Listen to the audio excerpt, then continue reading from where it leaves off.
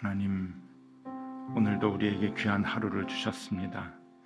말씀이 우리를 붙드는 하루 되게 하여 주시고, 말씀이 우리를 인도하여 주시는 귀한 하루가 되게 하여 주옵소서.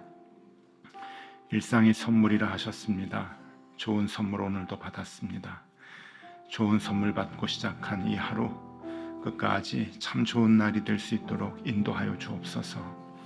좋은 하루 되기 위하여 남들을 많이 세워주게 하여 주시고, 좋은 날 되도록 남들을 격려하고 위로하는 하루가 되게 하여 주옵소서.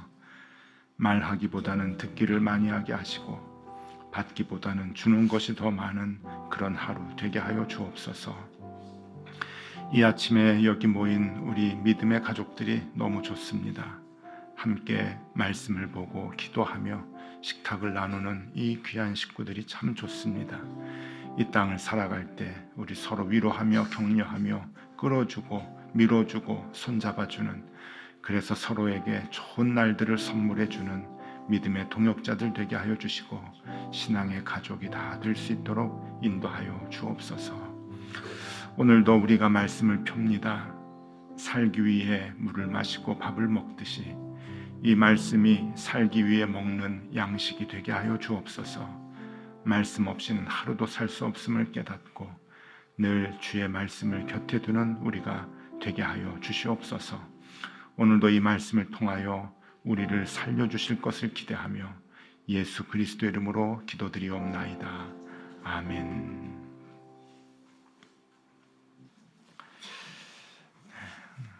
하나님의 말씀 함께 보겠습니다. 하나님의 말씀은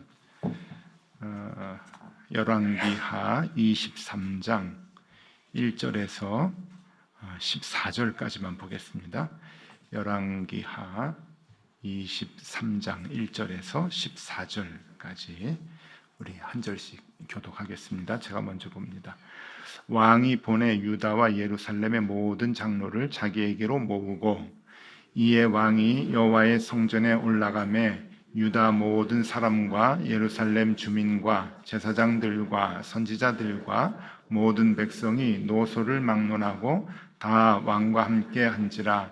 왕이 여호와의 성전 안에서 발견한 언약책의 모든 말씀을 읽어 무리의 귀에 들리고, 왕이 단 위에 서서 여호와 앞에서 언약을 세우되 마음을 다하고 뜻을 다하여 여호와께 순종하고 그의 계명과 법도와 율례를 지켜 이 책에 기록된 이 언약의 말씀을 이루게 하리라 하매, 백성이 다 그 언약을 따르기로 하니라. 왕이 대제사장 hil기야와 모든 문을 지킨 자들에게 명령하여 바알과 아세라와 하늘의 일월 성신을 위하여 만든 모든 그릇들을 여호와의 성전에서 내다가 예루살렘 바깥 기드론 밭에서 불사르고 그것들의 제를 베델로 가져오게 하고, 옛적에 유다 왕들이 세워서 유다 모든 성읍과 예루살렘 주위의 산당들에서 분향하며 우상을 섬기게 한 제사장들을 폐하며, 또 바알과 해와 달과 별 때와 하늘의 모든 별에게 분향하는 자들을 폐하고, 또 여호와의 성전에서 아세라상을 내다가 예루살렘 바깥 기드론 시내로 가져다 거기에서 불사르고 빻아서 가루를 만들어 그 가루를 평민의 묘지에 뿌리고, 또 여호와의 성전 가운데 남창의 집을 헐었으니 그곳은 여인이 아세라를 위하여 휘장을 짜는 처소였더라. 또 유다 각 성읍에서 모든 제사장을 불러오고, 또 제사장이 분향하던 산당을 게바에서부터 브엘세바까지 더럽게 하고, 또 성문의 산당들을 헐어버렸으니 이 산당들은 그 성읍의 지도자 여호수아의 대문 어귀 곧 성문 왼쪽에 있었더라. 산당들의 제사장들은 예루살렘 여호와의 제단에 올라가지 못하고 다만 그의 형제 중에서 무교병을 먹을 뿐이었더라.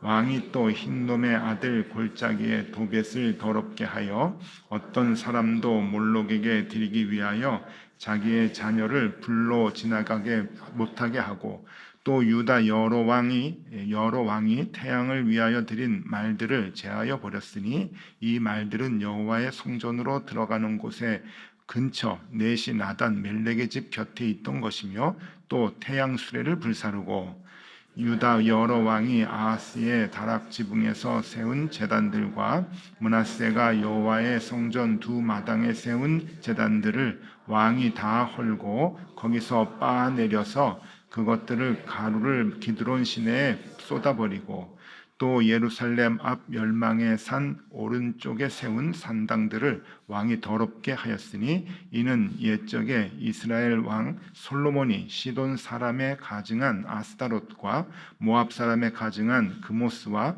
암몬 자손의 가증한 밀곰을 위하여 세웠던 것이며 왕이 또 석상을 깨뜨리며 아세라 목상들을 찍고 사람의 해골로 그곳에 채웠더라. 아멘. 아이고, 예, 뭐 아주 벅찬 내용이 오늘 말씀 속에 있습니다.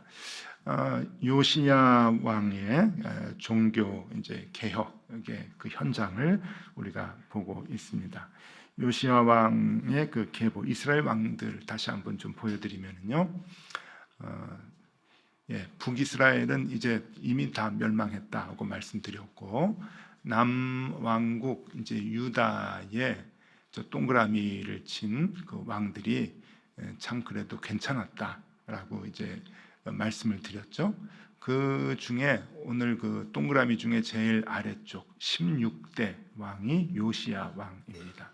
요시야의 그 종교 개혁으로 유명한 그 왕인데, 이 요시야가 어떤 의미를 갖는가 하면은 뭐 종교 개혁도 있지만 이 남유다 왕국의 거짓 마지막 왕이라고 보면 됩니다. 요시야 왕 뒤에도 그 몇 명이 좀 있습니다만은 뭐 며칠 하다가 끝나고 뭐 하다 끝나고 가고 그래서 다 이제 멸망이 되는 이제 그 시기예요. 그래서 제대로 된 왕은 16대 요시야 왕이 이제 그 마지막이다. 근데 이 마지막 때에, 그러니까 굉장히 정치적으로 혼란스러울 때라고 이제 보여지는 거죠. 이제 그럴 때 이제 요시야 왕이 하나님의 말씀으로 종교 개혁을 하는 그 장면을 우리가 이제 오늘 보게 되는데, 요시야 왕이 한 일 중에 이제 그 성전을 수리하고 그 다음에 또 이제 복구하는 일을 했습니다. 어제 본문에 이제 그게 잘 나왔죠. 성전을 복구하고 수리하는 중에 율법책을 발견을 합니다. 우리가 알고 있는 그 신명기 책이 이제 그때 발견이 돼서 그 신명기 책을 이제 그 읽어주죠. 그 사반이 이제 그 읽어주니까 그 신명기 책을 이제 읽고선 이제 옷을 찢는 그런 그 장면이 어제 말씀 속에 있는데 다시 한번 읽어드리겠습니다. 열왕기하 22장 10절과 11절 말씀을 읽어드릴게요. 또 서기관 사반이 왕에게 말하여 이르되 제사장 hil기야가 내게 책을 주더이다 하고 사반이 왕의 앞에서 읽으매 왕이 율법책의 말을 듣자 곧 그의 옷을 찢으니라. 이제 성전을 이제 좀 보수해라. 그때 성전을 보수하는데 뭐 여러 가지 발견된 게 나와요. 돈도 발견되고 그래서 그 중에 율법책이 발견이 됐어요. 그래서 이 그 hil기야 제사장 hil기야가 이 서기관 사반에게 이것을 갖다 줬어요. 그래서 이 사반이 왕 앞에서 이제 읽으니까 왕이 이제 가슴을 이제 통회하는 마음으로 옷을 찢었다. 이제 그 말씀이 있는데 그 그림을 하나 좀 보여드리겠습니다. 이 그림은 옷을 찢는 그 요시야 왕 성경 사파로 이제 들어간 그림인데 사반이 이제 왕 앞에서 이렇게 성경을 말씀을 읽어 드리니까 이제 괴로워가지고 이제 옷을 찢는 그런 그 장면의 이제 모습이지요. 이제 그 하나님의 그 말씀을 듣고는 이제 옷을 찢었다. 여러분 여기 이제 조금 이상하게 들릴 수 있어요. 그 갑자기 하나님 말씀을 읽는데 왜 이렇게 마음이 변하고 이렇게 옷을 찢었나 그렇게 생각할 수 있는데 그 조금 뒤에 이것들이 이제 좀 설명을 제가 해드리도록 하겠습니다. 이 이제 그 옷을 찢고 난 뒤에 백성 앞에서 이제 선포를 해요.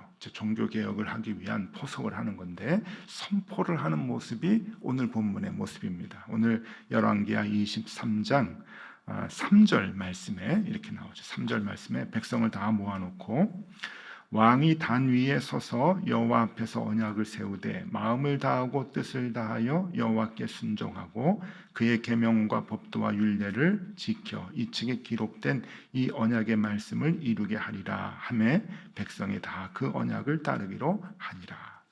그래서 그 백성 앞에서 이제 혼자 종교개혁을 하는 게 아니라 백성 앞에서 왕 그 말씀을 하나님의 계명과 법도와 율례, 계명과 법도와 율례는 조금씩 좀 다르긴 합니다만 오늘 뭐 그것까지 설명하지는 않겠습니다. 그게 중요한 게 아니니까. 그러니까 하나님께서 우리에게 주신 말씀을 내가 다 지키겠다. 왕이 먼저 내가 지키겠다. 그러니까 백성들이 우리도 따르겠다. 이제 그렇게 하는 거예요. 이 순서가 참 중요하죠. 이 말씀을 너희들 지켜라. 그러면은 그 누가 따르겠습니까? 근데 왕이 먼저 말씀을 읽고 가슴을 찢고 옷을 찢고 그리고 이 말씀을 내가 따르겠다 하니까 백성들이 그럼 우리도 따르겠습니다. 이게 그 리더들의 이제 모습입니다. 그래서 우리도 이제 공동체인데 이 교회가 잘 되려고 하면은 위에서부터 말씀을 따르겠습니다. 말씀대로 살겠습니다. 그러면은 우리 모든 교인들이 우리도 말씀대로 가겠습니다. 살겠습니다. 그렇게 되는 거죠. 그래서 이 교회의 그 리더들이 굉장히 그 신앙생활하는 데 있어서 매우 중요합니다. 자, 그래서 이제 그 요시야 그 왕의 종교 개혁을 이제 선포를 하고 그 다음에 종교 개혁을 단행하는 모습이 4절에서 이제 그 뒤에 말씀이 쭉 이제 나오는데 중요한 말씀만 이제 좀 집어서 한번 읽어드리면 10절에서 12절까지 종교개혁을 지금 어떻게 하고 있는가 10절에서 12절까지 읽어드리겠습니다. 왕이 또 흰놈의 아들 골짜기의 도벳을 더럽게 하여 어떤 사람도 몰록에게 드리기 위하여 자기의 자녀를 불로 지나가지 못하게 하고 하여튼 그 몰록신을 이제 바알신 같은 그 몰록신을 들여와 가지고 이제 신을 섬기게 했는데 그 신전도 만들고 여기에는 그 자녀를 산채로 바치는 제사할 때 그 제물로 바치는 그러한 짓들을 했어요. 참 이스라엘 백성들이 이제 그렇게 제사를 드렸단 말이에요. 그러니까 이게 거꾸로 얘기하면 자녀를 산채로 제사를 드릴 정도면 제물로 바쳐서 그 종교성이 얼마나 강합니까? 그러니까 이스라엘 백성들이 종교성이 워낙 강한 민족인데 이게 잘못된 길로 가는 거죠. 그래서 이제 이러한 그 우상 숭배를 하는 것. 그리고 11절에 또 유다 여러 왕이 태양을 위하여 드린 말들을 제하여 버렸으니 이 말들은 여호와의 성전으로 들어가는 곳의 근처 넷이 나단 멜렉의 집 곁에 있던 것이며 또 태양 수레를 불사르고 여기 11절도 보면은요 이게 더 심각한 거예요. 10절도 심각하지만 11절이 심각한 이유는 예루살렘 성전에 들어가는 길목에 말상을 세운 거예요. 우상을 세운 거예요. 이게 적어도 성전과는 구분이 돼야 되는 거잖아요. 이제 그 구분이 없는 거예요. 성전 문 앞에다가 성전에 들어가는 사람들이 이제 우상을 숭배하고 들어갈 수 있게 이제 그렇게 이제 성전 앞에다가 말의 그 형상을 만든 그런 그 우상을 이제 만들어놨다라고 하는 그런 얘기죠. 12절 유다 여러 왕이 아하스의 타락 지붕에 세운 제단들과 므낫세가 여호와의 성전 두 마당에 세운 제단들을 왕이 다 헐고 거기서 빻아내려서 그것들을 가루로 기드론 시내에 쏟아버렸다.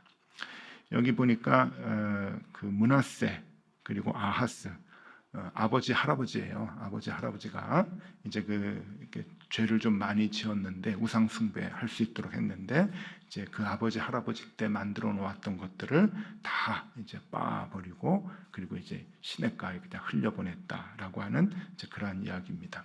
그러니까 이제 예루살렘이 이렇게 산 위에 이제 산 위에 있잖아요. 그리고 예루살렘 그 성 밑으로는 이게 다 골짜기인데 이 예루살렘 성 주변에 다 다 우상들을 만들어 놓고 신전들을 만들어 놨어요. 그래서 거기서 이 우상들을 다 자르고 부수고 빻고 해가지고 그 골짜기에 흐르는 시냇물에다가 다 흐르게 했다라고 하는 내용인데, 이게 그 종교 개혁이라고 하는 게 얼마나 그 힘들까요? 이게 그냥 그 건물만 들어가서 헐고 그 안에 있는 우상, 그 나무로 만들고 돌로 만든 거로 그것을 빻아내리고 자르고, 그게 종교 개혁이 아니거든요.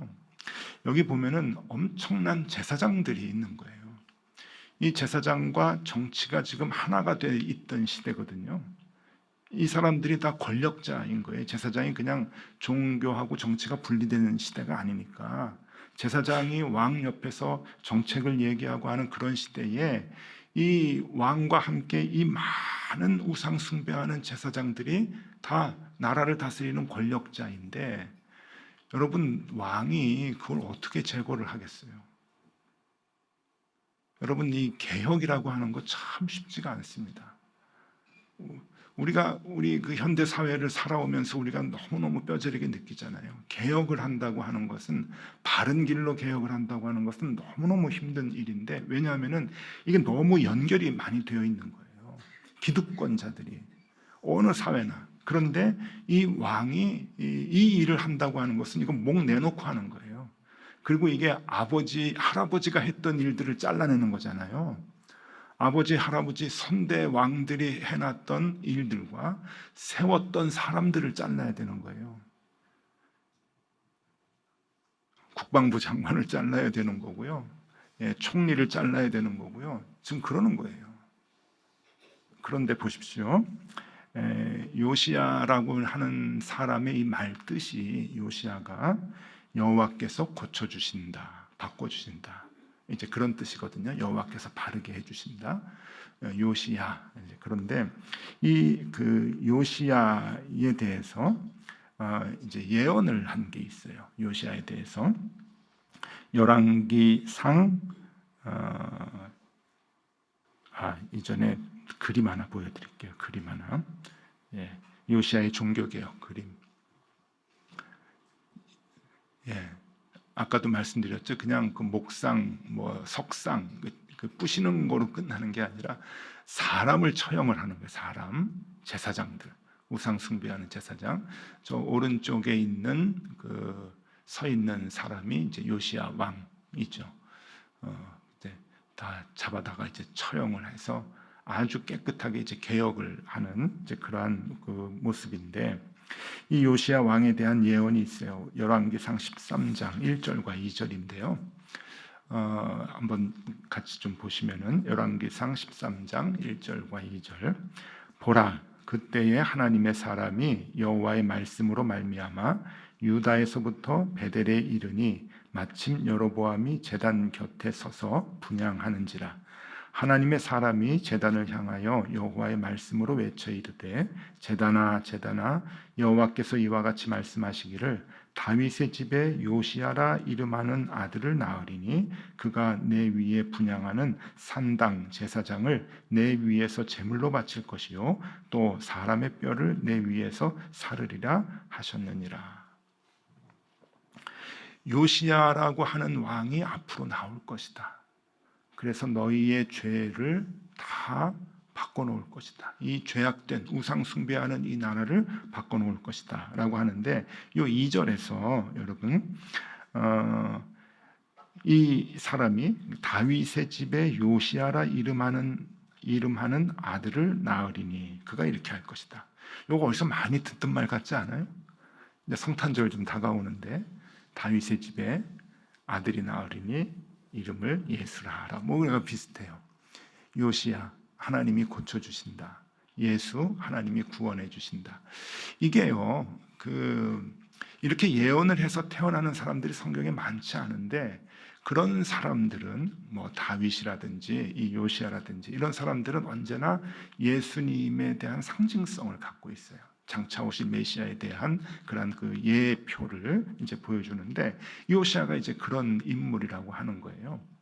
조금 전에 보여드렸던 그림 한번 다시 볼까요? 우리 종교개혁을 하는 그림. 이것도 어디서 좀 많이 그 좀 비슷한 것 같지 않아요? 예수님께서 이 허리띠를 풀러서 채찍을 가지고 성전을 정화시키는 그러한 모양하고 이게 좀 비슷한 거예요.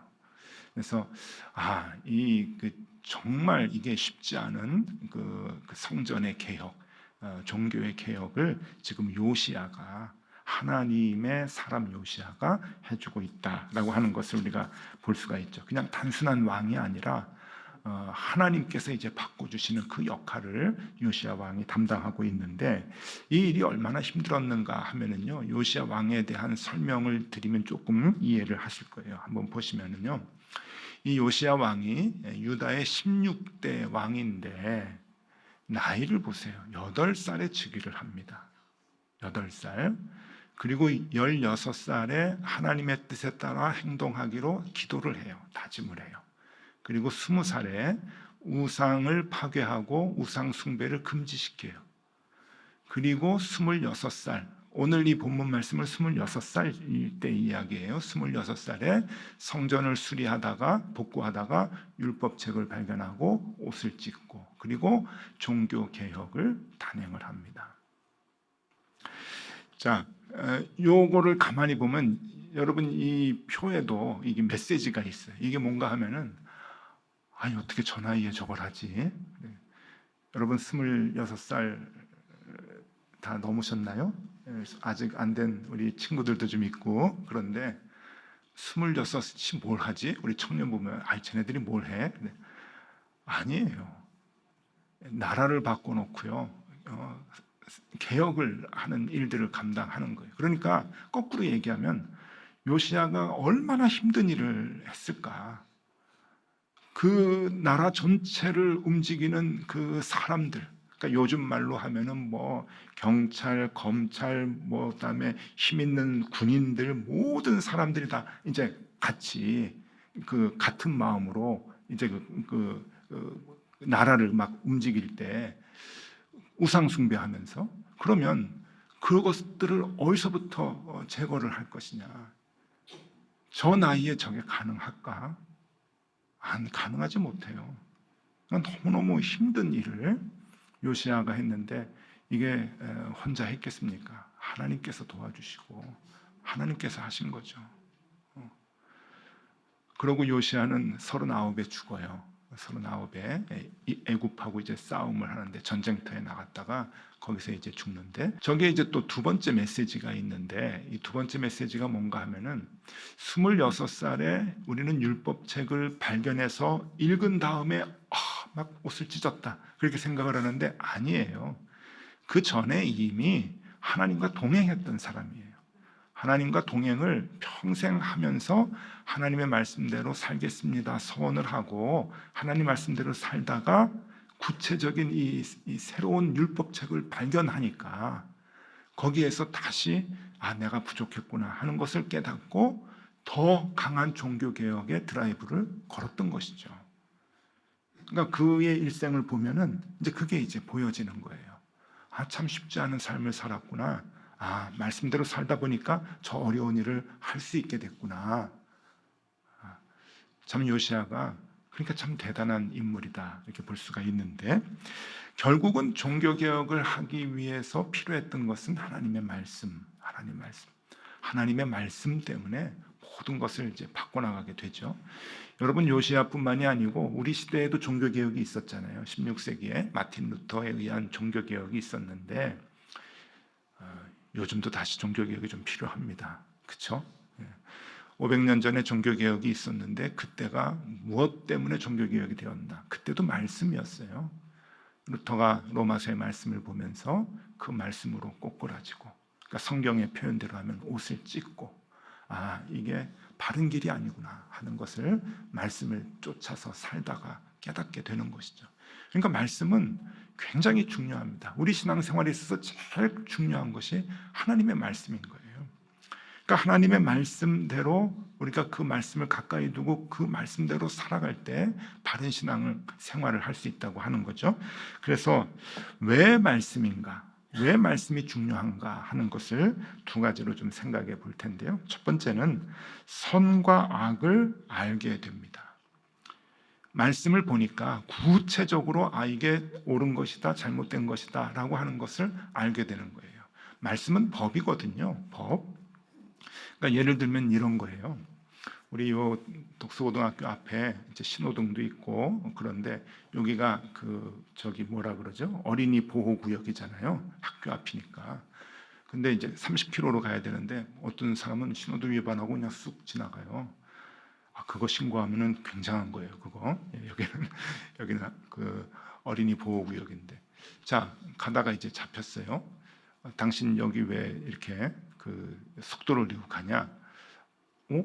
저 40km로 갔는데요. 아니, 여기 30km야. 왜 30km죠?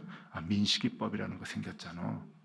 그러면 예전에는 내가 상식선으로 이거 그냥 가도 괜찮은데 이 정도면은 아주 속도 높이는 거 아닌데 라고 생각을 했지만, 내 마음대로 생각을 했지만, 이게 법이야. 그러면 30km 이상 가면 안 돼. 이게 민식이법이야. 그렇게 얘기를 하면은 법이 생겼군요. 그럼 지켜야죠. 법이라고 하는 것은 그래요. 하나님의 말씀이라고 하는 것은 그냥 내 상식과는 달라요.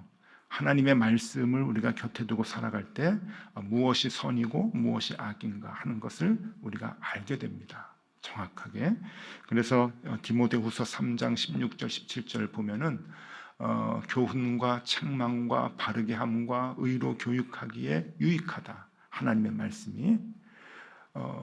그런데 여러분 히브리서에 보면은 아주 더 귀한 말씀이 있어요. 히브리서 4장 12절에 보면은 우리가 잘 아는 말씀이죠. 하나님의 말씀은 살아있고 좌우에 날선 검이 있어서 우리의 영과 혼과 관절과 골수를 쪼개기까지 한다 그러는데, 우리는 영과 혼과 관절과 골수를 쪼개지, 그런 말씀이 있지, 하나님 말씀은 이렇게 능력이 있지 생각을 하는데, 그 뒤에 이런 말씀이 있어요.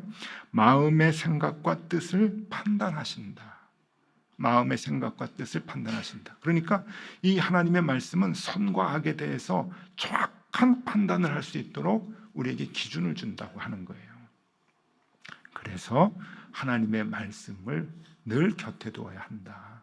하나님의 말씀이 우리의 삶의 모든 기준을 삼게 해주시니까, 그래서 하나님 말씀을 우리가 늘 곁에 두고 살아야 한다고 하는 거고요.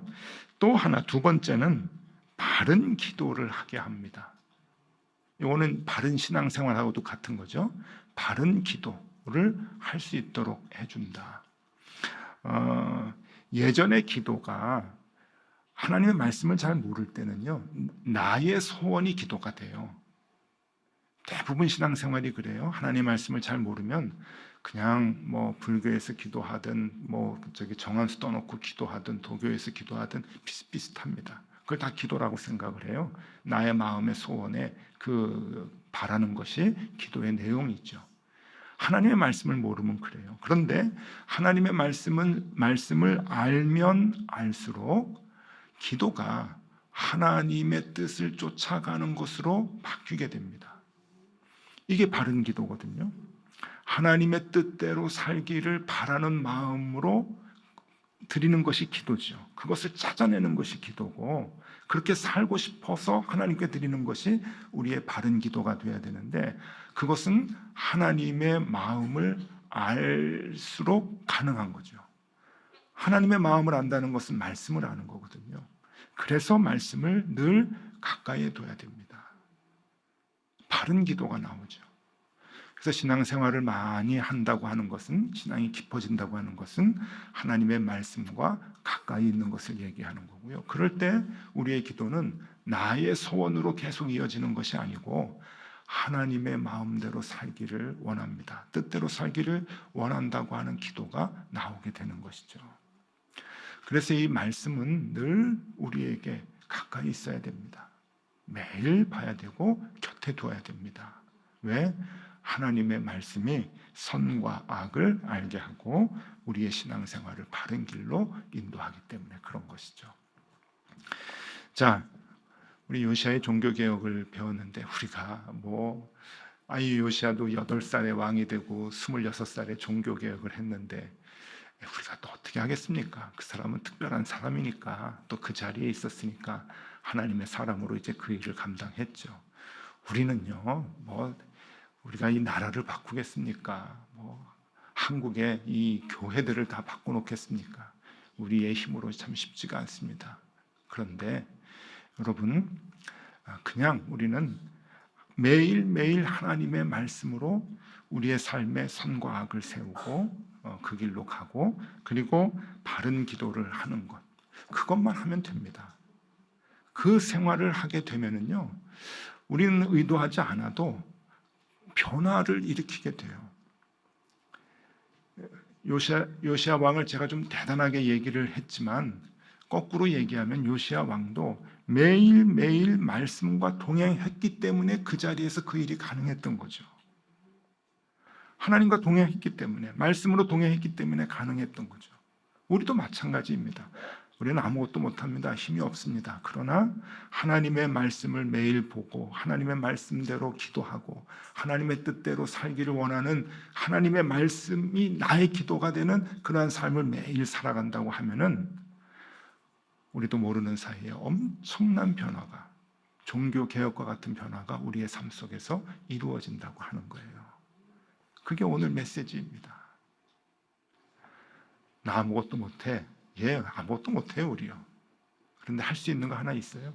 하나님의 말씀을 곁에 두고 하루하루 살아가는 것. 그러면 아무것도 못해가 아니라 뭐든지 다 해. 뭐든지 다 해. 왜? 내가 하는 게 아니잖아요. 나는 하나님과 함께 마음을 합해서 그 하나님의 뜻을 구하면 하나님께서 우리를 통해서 엄청난 일들을 감행하시고 담당해 주시고 변화시켜 주신다 하는 것. 우리의 삶 속에 요시야의 종교 개혁과 같은 그러한 삶이 이어지기를 소망합니다. 자, 오늘 이 찬양이 너무 좋습니다. 말씀 앞에서 우리 같이 찬양하고 기도하도록 하겠습니다.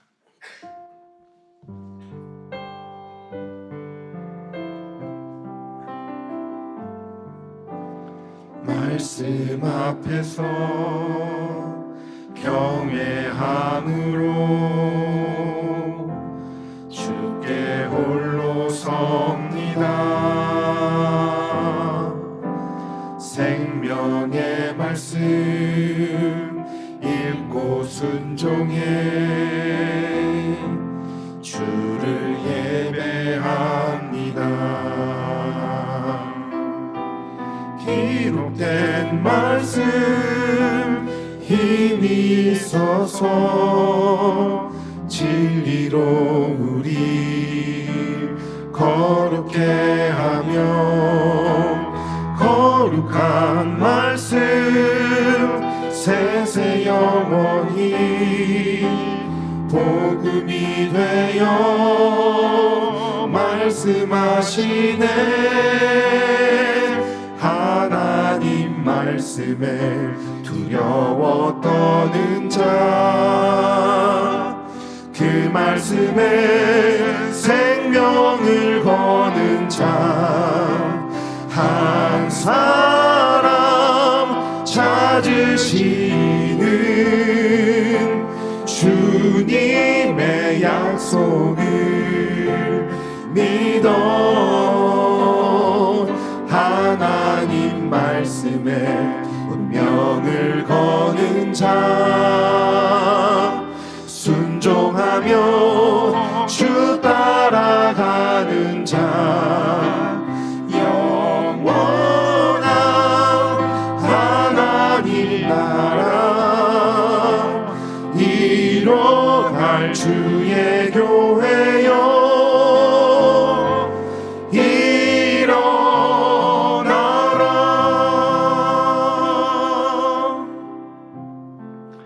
하나님의 말씀은 살아있고 활력이 있어 좌우의 날선 어떤 검보다 예리하여 혼과 영과 및 관절과 골수를 찔러 쪼개기까지 하며 또 마음의 생각과 뜻을 판단하신다 하셨습니다. 모든 성경은 하나님의 감동으로 된 것으로 교훈과 책망과 바르게 함과 의로 교육하기에 유익하니 이는 하나님의 사람으로 온전하게 하며 모든 선한 일을 행할 능력을 갖추게 하려 함이라 하셨습니다. 우리가 주님을 따르는 자들입니다. 주님의 말씀을 멀리하지 않게 하여 주옵소서. 주님, 우리가 목사요, 장로요, 집사요, 권사요, 직분을 갖고 있습니다. 말씀을 멀리하지 않게 하여 주옵소서. 우리가 교사입니다. 찬양대원입니다. 또 여러 부서에서 봉사하고 있는 봉사자들입니다. 간절히 기도합니다. 주님, 말씀을 멀리하지 않게 하여 주시옵소서. 우리가 어찌해야 할지 모를 때, 우리가 어디로 가야 할지 모를 때, 우리가 어떻게 나에게 닥친 이 문제를 풀어야 할지 모를 때 주님의 말씀이 우리의 길잡이가 되어주시고 갈 길을 보여주시는 나침판이 되게 하여 주시옵소서. 이제는 우리 구주 예수 그리스도의 은혜와 하나님 아버지의 크신 사랑과 성령님의 교통하심이 인생의 항해에 하나님의 말씀을 나침판 삼아 지도 삼아 언제나 바른 길 찾아가야 할 높은 뜻 덕석의 모든 교우들 위해, 그리고 이 안심기도에 나온 우리의 자녀들 앞날 위에 언제나 함께 하시기를 간절히 축원하옵나이다. 아멘.